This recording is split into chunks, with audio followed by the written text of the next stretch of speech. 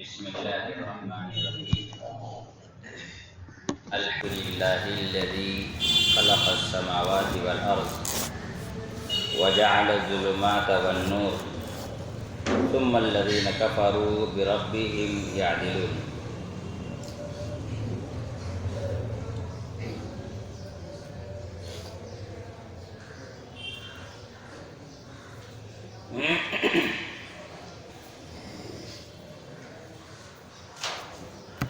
हुवल्लज़ी खलक़कुम मिन तीनिन सुम्मा क़ज़ा अजला व अजलुम मुसम्मन इंदहु सुम्मा अंतुम तमतरून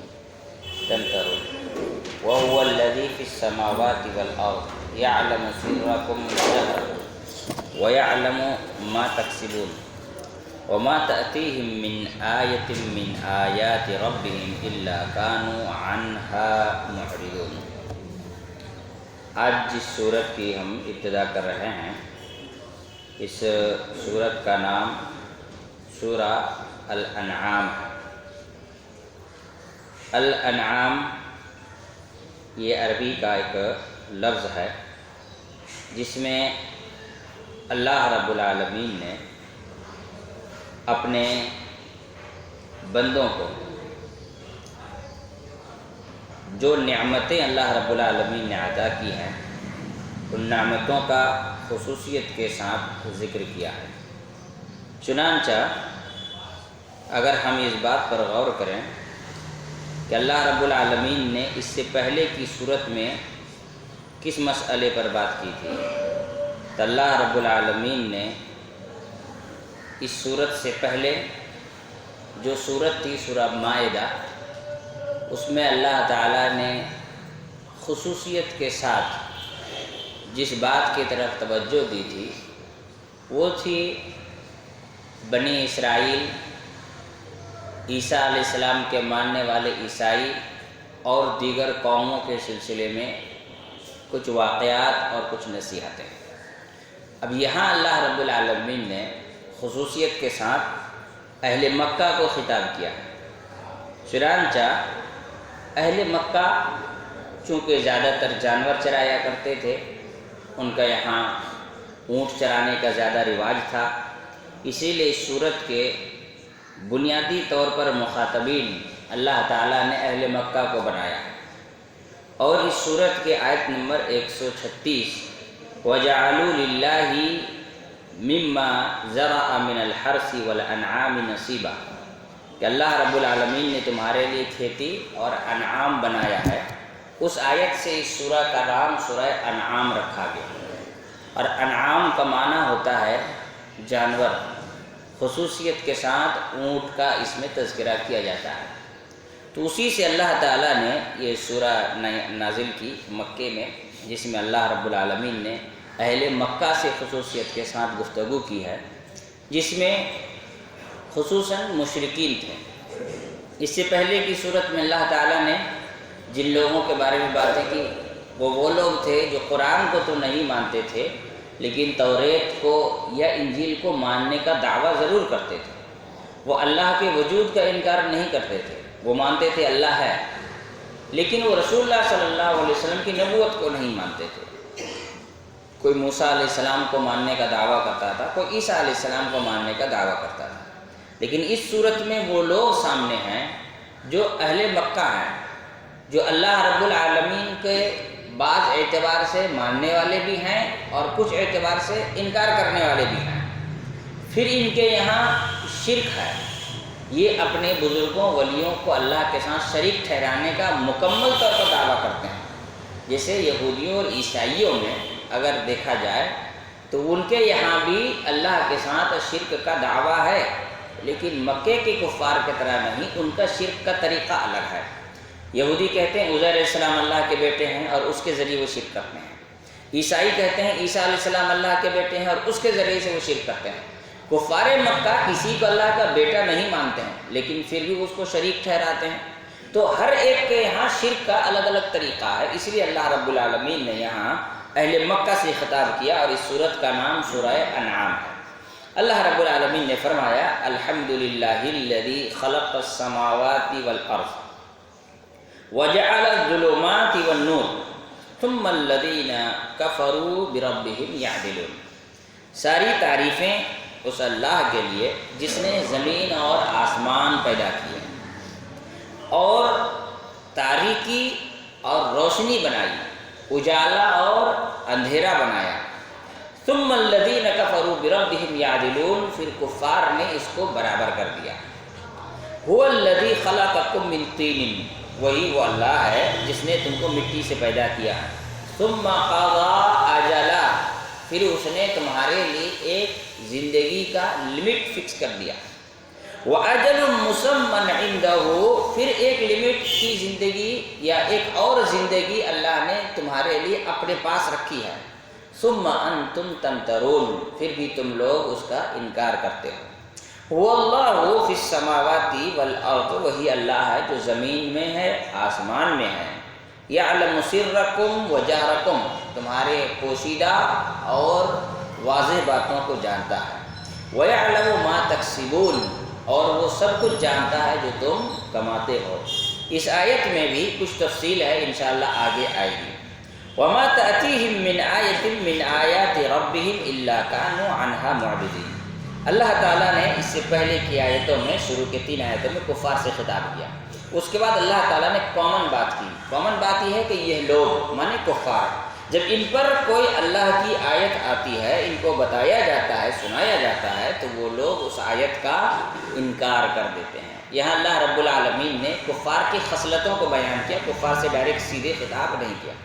تاریخ ان آیتوں کی تفسیر کو دیکھتے ہیں۔ اللہ تعالیٰ نے فرمایا الحمدللہ، ساری تعریفیں اللہ کے لیے۔ حمد، تعریف، یہ عبادت ہے۔ حمد اور تعریف کیا ہے؟ یہ عبادت ہے۔ عبادت کی بہت ساری قسموں میں سے ایک قسم کیا ہے؟ حمد و ثنا، اللہ تعالیٰ کی تعریف بیان کرنا۔ کوئی آدمی اگر صرف الحمدللہ کہتا ہے تو وہ صرف کوئی کلمہ زبان سے ادا نہیں کرتا، بلکہ وہ اللہ کی عبادت کرتا ہے۔ اسی لیے جب بھی انسان اپنے زبان سے الحمدللہ کہے، اس میں خلوص ہونی چاہیے۔ ایسا نہیں ہے کہ انسان ریاکاری کے طور پر الحمدللہ کہے۔ مثال کے طور پر کوئی ایک انسان آتا ہے آپ کے سامنے آ کر اپنی کسی خوشخبری کو سناتا ہے کہ جی بڑی خوشخبری ہے آپ کے لیے کہ میں امتحان میں پاس ہو گیا، تو سامنے والا دل تو نہیں ہے لیکن اوپر سے کہتا ہے الحمدللہ تم پاس ہو گئے۔ یہ عبادت کے ساتھ مذاق ہے۔ اسی لیے انسان کو اس معاملے میں بھی چوکنا رہنا چاہیے۔ آدمی اگر واقعی الحمدللہ کہہ رہا ہے تو خلوص کے ساتھ کہے، نہ تو نہ کہے۔ یہ دل رکھنے کے لیے، کسی کو خوش کرنے کے لیے الحمدللہ کہنا گناہ ہے، کیونکہ الحمد عبادت من عبادات اللہ سبحانہ و تعالی۔ حمد، ثنا، کبریائی، بڑائی، یہ اللہ کی عبادت تو ڈھیر ساری عبادتوں میں سے ایک عبادت ہے، اسے خلوص کے ساتھ ادا کرنا چاہیے۔ اللہ تعالیٰ نے قرآن مجید میں بار بار خود الحمدللہ کہا، یعنی اللہ تعالیٰ دنیا کو یہ بتلا رہا ہے کہ تمہیں ہر حال میں اللہ رب العالمین کی تعریف بجا لانی چاہیے۔ اب اس کی بڑی تفصیل ہے اور اس کے معنی، مفہوم اور اس کے تقاضے بہت سارے ہیں۔ بنیادی طور پر اللہ تعالیٰ کی حمد و ثنا کا معنی ایک یہ ہوتا ہے کہ ہم اللہ رب العالمین سے راضی اور خوش ہیں۔ الحمدللہ کا ایک معنی کیا ہوتا ہے؟ ہم اللہ رب العالمین سے راضی اور خوش ہیں۔ یہی وجہ ہے کہ ایک صحیح ترین روایت جس میں اللہ کے رسول صلی اللہ علیہ وسلم نے فرمایا کہ اگر کسی کے گھر میں بچے کا یا کسی کا انتقال ہو جائے، ٹھیک ہے، اور وہ آدمی کہے الحمدللہ، کسی کے انتقال پر کیا کہے؟ الحمدللہ، بڑی مصیبت کی بات ہے بھائی۔ اگر کسی نے سن لیا تو کہے گا دیکھو اس پر اس کا بچہ بوجھ بن گیا تھا، یہ الحمدللہ کہہ رہا ہے۔ یا کوئی اپنے گھر کے بارے میں بتائے کہ جی میرے بیٹے کا انتقال ہو گیا اور میں کہہ دوں الحمدللہ تو مار پیٹ لگ جائے گی، بلکہ میرے گھر میں ماتم چھایا ہوا تو اللہ کی تعریف بیان کر رہا ہے۔ تو اللہ کے رسول صلی اللہ علیہ وسلم نے فرمایا اگر وہ یہ کہتا ہے الحمدللہ بنی لہ بیتا فی الجنہ، اس اللہ رب العالمین کے فیصلے سے رضامندی اور خوشی کے عوض میں اللہ رب العالمین انعام کے طور پر اس کے لیے جنت میں ایک گھر بنائے گا، وَيُقَالُ لَهُ بَيْتُ الْحَمْدِ، اور اس گھر کا نام کیا ہوگا؟ تعریف والا گھر۔ تو یہ الحمدللہ یہ اللہ رب العالمین سے رضامندی اور خوشی کے اظہار کا ایک ذریعہ ہے۔ عبادت ہے جس میں اس بات کا اعتراف ہے کہ ہم اللہ رب العالمین سے راضی اور خوش ہیں۔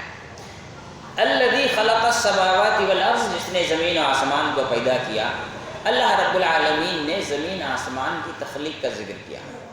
دنیا میں کوئی بھی کتنا بھی بڑا مشرک کیوں نہ ہو، وہ یہ دعویٰ نہیں کر سکتا کہ زمین و آسمان فلاں نے بنایا ہے نا۔ جس کی جو بھی عبادت کرتا ہے، چاہے وہ کسی مورتی کی، کسی بزرگ کی، کسی پیر، کسی کی بھی عبادت کرتا ہو، یہ دعویٰ نہیں کر سکتا کہ اس نے زمین آسمان کو بنایا۔ اس لیے کیونکہ جس کی بھی وہ عبادت کرتا وہ اس زمین پر بستا تھا، اس کا مطلب اس کے پیدا ہونے سے پہلے سے ہی زمین تھی۔ اگر وہ پیدا کرنے والا ہے زمین و آسمان کو، تو اس کے پیدا ہونے سے پہلے زمین کیسے اس دنیا میں وجود میں آئی؟ اس لیے دنیا میں، کائنات میں جتنے بھی لوگ مشرک ہیں، وہ جس کی بھی عبادت کرتے ہوں، وہ کبھی دعویٰ نہیں کر سکتے کہ ہمارے فلاں بھگوان نے اس زمین و آسمان کو پیدا کیا ہے۔ ممکن نہیں ہے۔ زمین آسمان ہے، سورج چاند ہے، پانی ہے، ہوائیں ہیں، پہاڑ ہیں، یہ وہ چیزیں ہیں جن کو اللہ نے انسان کی تخلیق سے پہلے پیدا کیا ہے۔ لہذا ان تمام چیزوں پر کسی کا تو دعویٰ ہو ہی نہیں سکتا۔ اسی لیے اللہ رب العالمین جگہ جگہ اپنی خالق ہونے کا ذکر کیا، جیسے کہ سورہ بقرہ میں کہا یا ایھا الناس اعبدوا ربکم الذی خلقکم والذین من قبلکم لعلکم تتقون۔ اے انسانوں، تم عبادت کرو اس رب کی جس نے تم کو پیدا کیا، تمہارے باپ داداؤں کو، تم سے پہلے کے سارے لوگوں کو پیدا کیا۔ اب کوئی بھی انسان یہ کھڑے ہو کر کہتے کہ نہیں جی، آج سے جو پیدا ہوگا وہ ہمارے بھگوان پیدا کریں گے، پہلے کا تو ہمیں پتہ نہیں، تو ایسا تو ممکن ہی نہیں ہے۔ جو پہلے پیدا کر رہا تھا وہی بعد میں پیدا کرے گا۔ تو اللہ رب العالمین نے فرمایا خلق السماوات والارض، جس نے زمین و آسمانوں کو پیدا کیا۔ زمین وہ آسمانوں کو پیدا کیا۔ اب ایک چیز ہے زمین جس کا ہم مشاہدہ کرتے ہیں، ایک ہے آسمان۔ دنیا یہ کہتی ہے کہ آسمان کچھ نہیں ہے، ہاں، یہ ڈسٹینس کی وجہ سے بلو بلو نظر آتا ہے نا، نیلا نیلا جو نظر آتا ہے وہ دوری کی وجہ سے ہے۔ اللہ تعالیٰ نے خود قرآن مجید میں فرمایا کہ اللہ تعالیٰ نے آسمان پیدا کیا جسے تم دیکھتے ہو، ترونہا بغیر عامد، آسمان وہ ہے جسے تم بنا کھوٹیوں کے دیکھ رہے ہو۔ اس کا مطلب یہ ہے کہ یہ آسمان ہے جس کو اللہ نے پیدا کیا اور ہم اس کو دیکھ رہے ہیں، آسمان کو ہم دیکھ رہے ہیں۔ ایسی کوئی کیا کہتے ہیں اوجھل سی چیز دوری کی وجہ سے ہمیں سب نیلا نیلا نظر نہیں آ رہا، بلکہ ہم آسمان کو دیکھ رہے ہیں۔ زمین و آسمانوں کو پیدا کیا، زمین کو اور آسمانوں کو پیدا کیا۔ 7 آسمان کا ذکر متعدد احادیث میں قرآن مجید میں اللہ رب العالمین نے ذکر کیا۔ یہاں زمین آسمان کے علاوہ اللہ نے کسی چیز کا ذکر نہیں کیا۔ اس کا مطلب کائنات اسی 2 چیزوں کے بیچ میں ہے، زمین اور آسمان ہی کے بیچ میں ہے۔ اس کے علاوہ دنیا میں کوئی چیز ہے ہی نہیں، دنیا کا کوئی بھی چیز ہو۔ یہی وجہ ہے کہ اللہ رب العالمین سورہ رحمان میں غالباً اس بات کا ذکر کیا ہے، قیامت کے دن کہا جائے گا یا معشر الجن والانس ان استطعتم ان تنفذوا من اقطار السماوات والارض فانفذوا لا تنفذون الا بسلطان۔ اے انسانوں جناتوں کی جماعت، اگر تم زمین آسمان چھوڑ کر بھاگ سکتے ہو تو بھاگو۔ اللہ رب العالمین نے کہا بھاگ سکتے ہو تو بھاگو، اس کا مطلب آدمی بھاگ نہیں سکتا ہے، کیوں کہ اتنی ہی دنیا ہے، اس کے باہر دنیا نہیں ہے۔ وَجَعَلَ الظُّلُمَاتِ وَالنُّورَ، پھر اللہ تعالیٰ نے 2 ایسی چیزوں کا ذکر کیا جو بہت واضح ہیں۔ وہ کیا ہیں؟ روشنی اور اندھیرا۔ روشنی اور اندھیرا۔ روشنی کا مطلب ہے ہدایت اور اندھیرے کا مطلب ہے گمراہی۔ روشنی کا مطلب ہدایت اور اندھیرے کا مطلب کیا ہے؟ گمراہی۔ جو ہم سامنے اس لفظ کو اگلا جملہ میں اللہ نے بیان کر دیا، ثم الذین کفروا بربہم یعدلون، پھر وہ لوگ جن لوگوں نے اپنے رب کا انکار کیا وہ ان دونوں کو برابر کر دیا۔ مطلب ان کے نظر میں ہدایت گمراہی کوئی معنی نہیں رکھتا، دونوں برابر چیز ہیں، یک جیسا ہیں۔ ان کے نظروں میں کوئی آدمی اللہ کی عبادت کرتا ہے تو بھی بہت اچھا آدمی ہے، کوئی آدمی اگر مورتیوں کی پوجا کرتا ہے تو بھی بہت اچھا آدمی ہے نا۔ ہمارے یہاں بہت سارے سمجھدار قسم کے لوگ ہے نا، جو بڑے سمجھدار بنتے ہیں۔ دنیا کے سب سے بڑے جاہلوں میں سے ایک جاہل وہ لوگ ہوتے ہیں جو کبھی کبھی اسٹیجوں میں کھڑے ہو کر بیان دیتے ہوئے کہتے ہیں یہ ہندوستان کن لوگوں کی ہے؟ صوفیوں کی ہے، سنتوں کی ہے نا۔ یہ ہندوستان کس کی؟ صوفیوں کی ہے، سنتوں کی ہے۔ تو مجھے تکلیف نہیں ہوتی ہے کہ ٹھیک ہے اس کے یہاں مندر مزار برابر ہو جاتے ہیں، لیکن جب وہ بھجن کو اذان سے ملاتے ہیں تو بڑا دکھ ہو جاتا ہے کہ بھائی تم کیسے اپنے آپ کو مسلمان سمجھتے ہو، تم کیسے اپنے آپ کو انسان کہہ لیتے ہو کہ تم یہ کہتے ہو کہ جی اذان کی آواز ہے، یہ گھنٹیوں کی آواز ہے، یہ سب پوتر آوازیں ہیں، جبکہ وہ خود کو مسلمان بھی کہتے ہیں اور ایسے میں عالم بھی ہوتے ہیں، کسی دارالعلوم کے فارغین بھی ہوتے ہیں جو کھڑے ہو کر اس طرح کی باتیں کرتے ہیں۔ تو اللہ نے فرمایا ان کے نظروں میں کفر اور اسلام برابر ہو جاتا ہے، کن لوگوں کے درمیان جو خود کافر ہیں۔ وَثُمَّ الَّذِينَ كَفَرُوا بِرَبِّهِمْ يَعْدِلُونَ، پھر وہ لوگ جن لوگوں نے کفر کیا ان کے نظر میں گمراہی اور روشنی سب برابر ہیں، ان لوگوں کے لیے گمراہی کی کوئی قباحت نہیں اور روشنی کی کوئی فضیلت نہیں، جبکہ اللہ تعالیٰ نے فرمایا لا يستوي اصحاب الجنتی اصحاب النار و اصحاب الجنہ، اصحاب الجنتی هم الفائزون، جنتی اور جہنمی کبھی برابر نہیں ہو سکتے، ویسے ہی مسلمان اور کافر کبھی برابر نہیں ہو سکتے، ہدایت والا گمراہی والا برابر نہیں ہو سکتے ہیں۔ اللہ رب العالمین نے فرما دیا روشنی اور تاریکی برابر نہیں ہو سکتے ہیں۔ سورہ بقرہ میں بھی اللہ تعالیٰ نے الظلمات والنور ان دونوں لفظ کے استعمال کرتے ہوئے کہا کہ اللہ ولی الذین آمنوا یخرجہم من الظلمات الی النور، اللہ تعالیٰ مومنوں کا دوست ہے، انہیں گمراہی سے نکال کر ہدایت کی طرف لے کر جاتا ہے۔ والذین کفروا اولیاؤہم الطاغوت، جو کافر ہیں ان کے اولیاء وہ ہیں جو طاغوت ہیں، ابلیس ہیں، شیطان ہیں، یخرجونہم من النور الی الظلمات، انہیں ہدایت سے نکال کر کے اندھیرے کی طرف یعنی گمراہی کی طرف لے کر کے جاتے ہیں۔ یہاں اللہ رب العالمین نے فرمایا کہ نیکی اور برائی، اس کا مطلب یہ ہوگا برائی جو اس دنیا میں ہے یہ اللہ تعالیٰ ہی نے پیدا کیا ہے، برائیوں کو کس نے پیدا کیا ہے؟ نیکیوں کو بھی اللہ رب العالمین نے ہی بنایا، اور ان دونوں کو اللہ نے اس لیے پیدا کیا تاکہ ہمارا امتحان ہو۔ ان دونوں کو اللہ تعالیٰ نے کیوں پیدا کیا؟ تاکہ ہمارا امتحان ہو۔ اللہ رب العالمین نے گائے بھی بنائے ہیں، گائے خصوصاً ہم زیادہ کھاتے ہیں اس کو، ہے نا، اور کتوں کو بھی کس نے پیدا کیا؟ ایک کو حلال کیا دوسرے کو حرام کیا۔ شہد کو اللہ تعالیٰ نے پیدا کیا، اور وہ زہر جو پودوں سے نکلتا ہے اس کو کس نے پیدا کیا؟ تو دونوں چیزوں کو اللہ رب العالمین نے پیدا کیا، لیکن ایک کو حلال کیا اور ایک کو حرام کیا، اس لیے تاکہ ہمارا امتحان ہو۔ یہ چوائس، یہ اختیار، نیکی اور گناہ کرنے کی طاقت یہ اللہ کی طرف سے ہے، ہمارے امتحان کے طور پر۔ اگر گناہ کی طاقت ہی نہیں ہوتی تو فرشتے کیا کرتے ہیں؟ صرف نیکی کرتے ہیں، گناہ کی طاقت، گناہ کی چوائس، گناہ کا اختیار اللہ رب العالمین نے ان کو نہیں دیا۔ اور اگر اللہ تعالیٰ صرف انسان کو گناہ کی طاقت دیتا، نیکی کی طاقت ہی نہیں دیتا، تو پھر یہ اللہ تعالیٰ کی طرف سے ظلم ہو جاتا کہ مجھے تو نیکی کا موقع ہی نہیں دیا، پھر میں کیسے جہنم جاؤں؟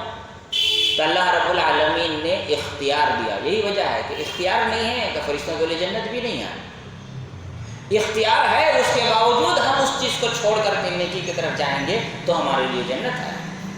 مثال کے طور پر ایک آدمی زنا کرتا ہے، زنا کرنے سے اس کو فائدہ ہوتا ہے، اس کو مزہ آتا ہے، لذت آتی ہے، لیکن اس لذت کو چھوڑ دیتا ہے صرف اس وجہ سے کہ اس کو اللہ کو ناراض نہیں کرنا ہے، تو اللہ تعالیٰ کہتا ہے کہ یہ جگر کی بات ہے، اب ہم تم کو نعمت دیں گے، جنت دیں گے۔ کیوں؟ کیونکہ تم نے اپنی لذتوں کو میرے وجہ سے چھوڑا۔ اگر اس میں لذت ہی نہیں ہوتی تو آدمی گناہ کرتا۔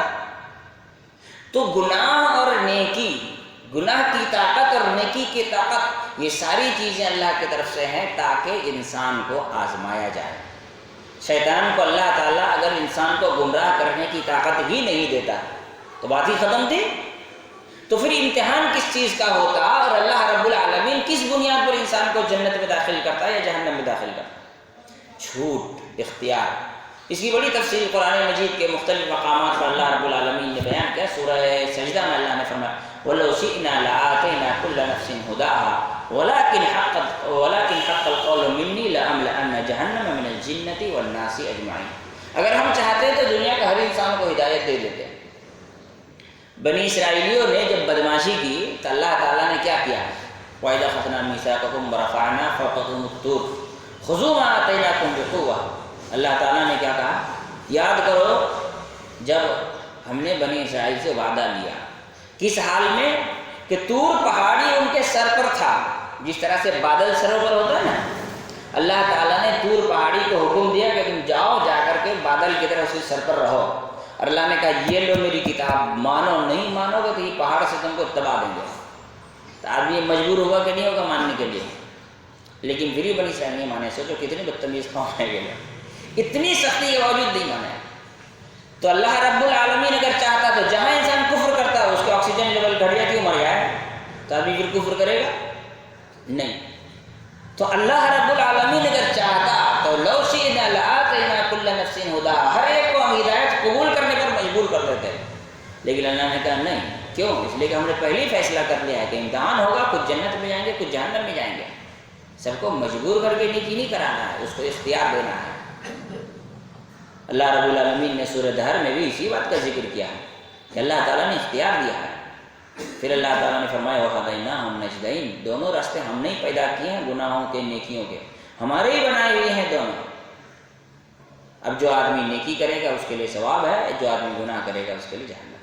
تو تاریکی اور اندھیرا ان دونوں کو اللہ رب العالمین نے پیدا کیا, لیکن کافروں کے نزدیک ہدایت اور گمراہی میں کوئی فرق نہیں ہے. ہمارے سماج کا بھی یہی حال ہے, ہدایت اور گمراہی میں فرق نہیں ہے. فرق ہے تو روپیہ اور غریبی میں ہے نا. ہدایت میں اور گمراہی میں کوئی فرق نہیں ہے. آدمی کے لیے سب سے بڑی چیز کیا ہو گیا ہے؟ روپیہ اور غریبی. رشتے میں آدمی ہدایت اور غیر ہدایت کی طرف کہاں توجہ دیتا ہے؟ آدمی دیگر معاملات میں انسان نیکی اور گناہوں میں توجہ کہاں دیتا ہے؟ توجہ دیتا ہے کس چیز میں؟ ڈگریوں میں دے گا, خاندان میں دے گا, رشتوں میں دے گا, خوبصورتی میں دے گا, اور سب سے زیادہ دے گا تو اسٹیٹس میں دے گا, روپیے پیسے میں دے گا. بھائی ہم ایسے گھر میں شادی تو نہیں کر سکتے نا کہ میرا بیٹا جائے تو بیٹھنے کے لیے کرسی بھی اس کے سسرال میں ہو, تو جائے گا ہی کیوں؟ تو جائے گا ہی کیوں وہاں پر پھر, ہے نا. یہ باتیں اللاجیکل لگتی ہیں, لیکن بات صحیح ہے. ہمارے سماج میں یہی چل رہا ہے. تو ہدایت اور گمراہی کے درمیان جو انسان فرق نہیں کر سکتا, اللہ رب العالمین نے فرمایا اوللذین کفروا, وہ لوگ جو کفر کرتے ہیں. کس کا؟ بربہم, اپنے رب کا. یعدلون, وہ نیکیوں اور گناہوں میں, ہدایت میں اور گمراہی میں کوئی فرق نہیں کرتے ہیں, برابری کرتے ہیں. یہ برابری اسلام میں نہیں ہے. برابری ہدایت اور گمراہی میں فرق کرنا بہت ضروری ہے. عمر بن خطاب رضی اللہ تعالیٰ عنہ کی سب سے بڑی خوبی یہی تھی. ان کو فاروق کیوں کہا جاتا ہے؟ هو الذی فرق بین الہدایت والضلالہ. یہی وہ صحابی ہیں جنہوں نے کھل کر کے ہدایت و گمراہی کے درمیان فرق کیا. جہاں گمراہی آئی سختی سے نپٹا, جہاں ہدایت آئی اسے کرے گا. هو الذی خلقکم من طین ثم قضى اجلا, وہی وہ ذات ہے جس نے تم کو مٹی سے پیدا کیا, اس کے بعد تمہارے لیے ایک وقت متعین کیا, ایک میعاد. انسان زندگی میں کتنا دن جیے گا, کتنا کھائے گا, کتنا پیے گا, کتنا پہنے گا, کس کس سے بات کرے گا, کس سے بات نہیں کرے گا, کس سے ملے گا, یہ ساری چیزیں اللہ رب العالمین نے کیا کر دی؟ اجل مسمى, ایک فکس ٹائم انسان کو زندگی کا دے دیا ہے. اب انسان اس سے نہ 1 منٹ پہلے مرے گا اور نہ 1 منٹ کے بعد مرے گا. اذا جاء اجلها لا يستأخرون ساعة ولا يستقدمون. جو موت کا وقت ہے وہ فکس ہے, جب وہ آنی ہے تب آ کر کے رہے گی, نہ اس سے 1 منٹ پہلے آئے گی نہ 1 منٹ کے بعد آئے گی. یہ اللہ رب العالمین نے متعین کر دیا. نہ 1 منٹ پہلے مر سکتا ہے انسان, نہ 1 منٹ کے بعد. ہمارے یہاں بہت سارے لکھنے والے اس طرح کی باتیں لکھتے ہیں جو کفر یا جملہ ہے, نہیں کہنا چاہیے. بے وقت موت ہے نا. کوئی جوان آدمی مر گیا تو کہتے ہیں یہ کوئی مرنے کا ٹائم تھا, تبھی کوئی مہورت نکال کے آدمی مرے گا کیا؟ یہ کفر یا جملہ ہے. اللہ تعالیٰ نے اس کے موت کا جو وقت لکھا وہی موت کا وقت ہے. ہندوستان کے ایک بہت بڑے عالم گزرے ہیں, مولانا عبدالحمید رحمانی رحمۃ اللہ علیہ. پاکستان کے ایک بہت بڑے عالم تھے علامہ احسان الہی ظہیر رحمۃ اللہ علیہ. کوئی 45 یا 46 سال کی عمر میں وہ شہید ہو گئے, احسان الہی ظہیر رحمۃ اللہ علیہ. تو لوگوں نے بہت کچھ لکھا, کسی نے اخبار میں لکھا, کسی نے کاغذات میں لکھے. عبدالحمید رحمانی رحمۃ اللہ بہت سینسیٹیو آدمی تھے. جہاں ان کو لگتا تھا کہ کوئی بات غلط ہو رہی ہے ان سے برداشت نہیں ہوتا تھا, تو انہوں نے پورا ایک آرٹیکل لکھ دیا. اس میں انہوں نے بہت ساری باتیں لکھی. اس بات میں انہوں نے کہا کہ اس قسم کی باتیں اسلام میں جائز نہیں ہیں. کیا؟ بے وقت موت ہے نا. بے وقت موت کیا ہوتا ہے؟ اللہ نے جب موت کا وقت متعین کیا تو اسی وقت آدمی مرا ہے, پہلے تھوڑی مرا ہے. ان کی زندگی اتنی اللہ نے اس دنیا میں رکھی تھی. اجل مسمى, ایک دم فکس ٹائم, اس سے پہلے یا اس کے بعد میں ایک لمحے کے لیے بھی آگے پیچھے نہیں ہو سکتا. وَأَجَلٌ مُّسَمًّى عِندَهُ, پھر اللہ رب العالمین نے فرمایا ایک اور اللہ تعالیٰ نے وقت متعین کر کے رکھا ہے عندہ, اپنے پاس.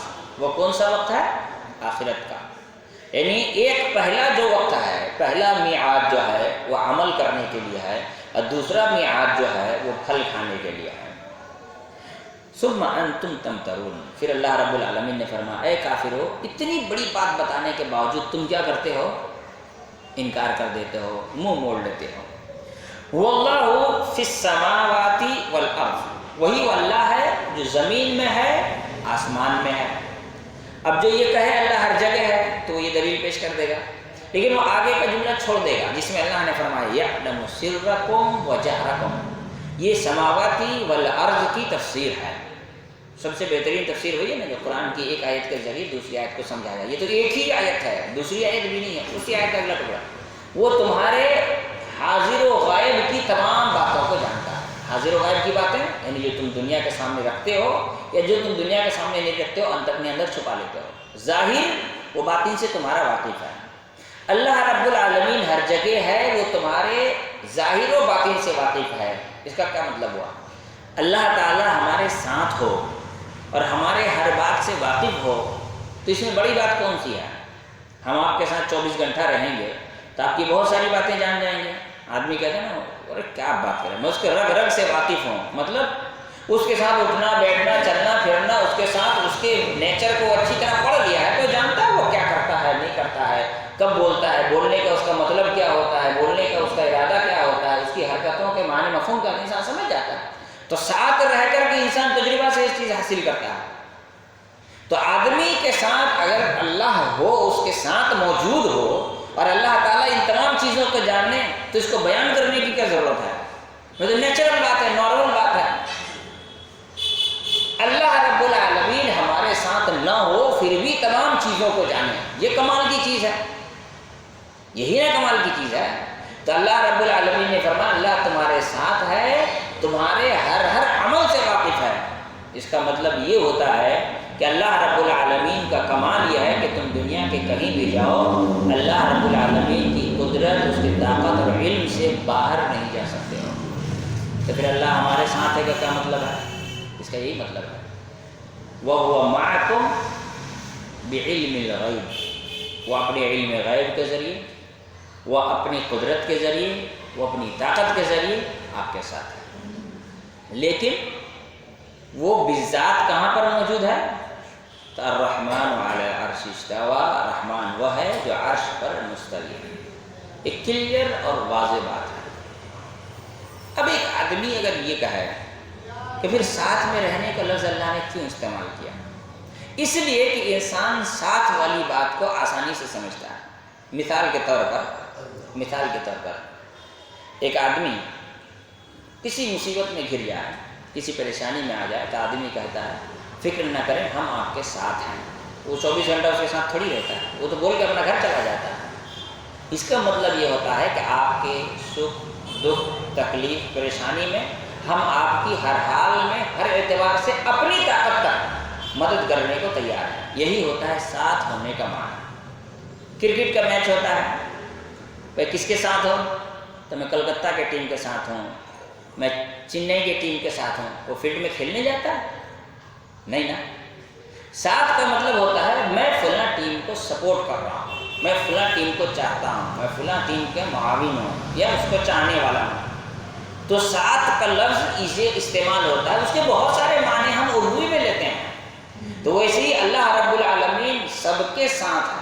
پھر اللہ نے قرآن میں کہا ان اللہ مع الذین اتقوا، اللہ تعالیٰ متقی کے ساتھ ہے۔ تو جو گنہگار ہے اللہ کے ساتھ نہیں ہے۔ تو اس چیز کو ظاہری معنی میں لینا، اس معنی میں کہ اللہ ہر جگہ ہے، اس آیت سے اس انداز سے معنی نکالنا غلط ہے، کیونکہ قرآن مجید کے سارے آیتوں کو اکٹھا کرنے سے معلوم ہوتا ہے اللہ رب العالمین اپنی طاقت، اپنی قدرت، اپنے علم کے اعتبار سے ہر جگہ ہے، لیکن وہ بذات عرش پر مستوی ہے۔ وہ بذات کہاں ہے؟ عرش پر مستوی ہے۔ یعلم سرکم وجہرکم ویعلم ما تکسبون، اور تم جو کچھ کما رہے ہو وہ سب کچھ جانتا ہے۔ اب کمائی انسان کی دو طرح کی ہوتی ہے، ایک کمائی ہوتی ہے نیکی اور گناہ کی کمائی۔ انسان جو کما رہا ہے، اعمال کر رہا ہے، اس نے نیکی کمایا، گناہ کمایا، وہ کمائی ہے۔ اور ایک کمائی ہے روپیہ پیسہ ہیرے جواہرات جو انسان کماتا ہے۔ تو تم جو کچھ تم کما رہے ہو وہ سب کچھ اللہ تعالیٰ جانتا ہے۔ مال و جائیداد میں حلال و حرام کی بات، عبادت کے معاملے میں سنت و بدعت کی بات، عقیدے کے معاملے میں شرک و ایمان کی بات، توحید کی بات، تم جس طرح سے جو کچھ بھی کماؤ گے اللہ تعالیٰ جانتا ہے۔ پھر اللہ رب العالمین نے آگے آیتوں میں کفار مکہ کی خصلتوں کا ذکر کیا ہے، انشاءاللہ اگلے دروس میں اس پہ گفتگو کریں گے۔ اللہ تعالیٰ ہم تمام لوگوں کو سمجھ کی توفیق عطا فرمائے۔